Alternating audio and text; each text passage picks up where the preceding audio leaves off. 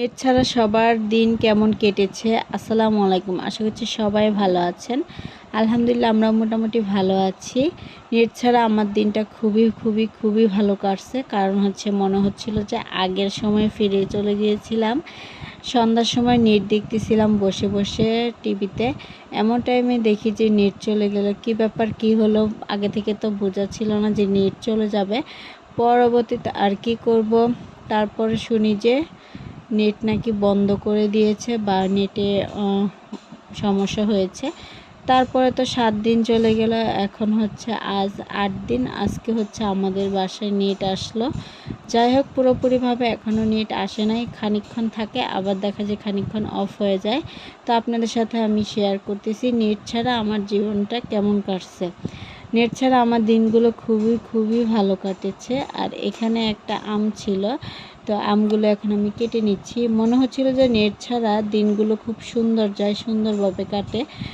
বাচ্চাদের সাথে খুবই ভালোভাবে সময় দিতে পারি, তারপরে কাজগুলোও গুছিয়ে করতে পারি। আর যখন নেট থাকে তখন তো শুধু মাথার ভিতর ঘুরঘুর করে কখন ভিডিও বানাবো আর কখন ইন্টারনেটে ভিডিও ছাড়বো, সেগুলোই আর কি মাথাতে থাকে। আর এখন যেহেতু নেট নাই, সব কাজকর্ম করার পরে দেখা যায় যে পরিবারের সাথে একটু বসে গল্প করা হয়, তারপরে বাচ্চাদের সাথে সময় দেওয়া হয় ভালোভাবে। তারপরে বাচ্চাদের নিয়ে একটু বাইরে যাই, যদিও বাইরে এখন তেমন একটা যাওয়াটা ঠিক হবে না, কিন্তু হঠাৎ করে তো বাচ্চাদের নিয়ে একটু যেতেই হয়, তো যাওয়া হয় আর কি।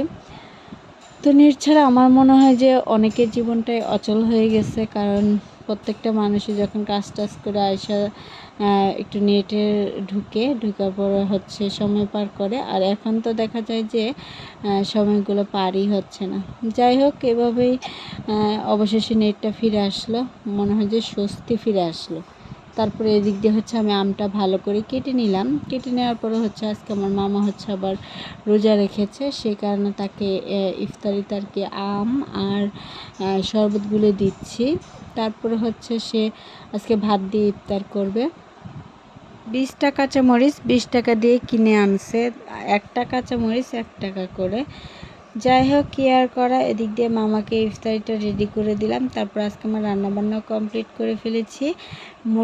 দেশি মুরগি রান্না করছিলাম, তারপরে পেঁপে দিয়ে রান্না করছি। আর এই যে মরিচগুলো বারবার দেখতেছি আর চিন্তা করতেছি যে বাংলাদেশের মতো জায়গাতে যেখানে সব কিছুই বেশিরভাগই আর কি উৎপাদন করা হয় বা কৃষি পণ্যগুলো বেশি হয়, সেখানে এগুলোর দাম এত বেশি হয়ে থাকে। তারপরে এদিক দিয়ে আমার ক্ষুধা পেয়ে গেছে অনেক। এখন আমি একটু ভাত খাবো, সে কারণে পেঁপের তরকারি রান্না করছিলাম, আলু দিয়ে পেঁপে দিয়ে। আর কই মাছের 2টা মাথা ছিল, এই 2টা মাথা দিয়ে রান্না করে ফেলছি।